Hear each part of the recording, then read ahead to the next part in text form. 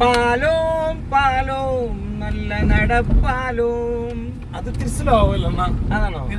പാലോ പാലോ നല്ല നടപ്പാലോ, അപ്പന്റെ കയ്യോ പിടിച്ച് നടക്കണ നേരോ, ആയോരു പാലത്തിന്റെ തൂണി നിന്നേ പൊന്നോ എന്നൊരു വിളിയും കേട്ടേ, പൊന്നോ എന്നൊരു വിളിയും കേട്ടേ.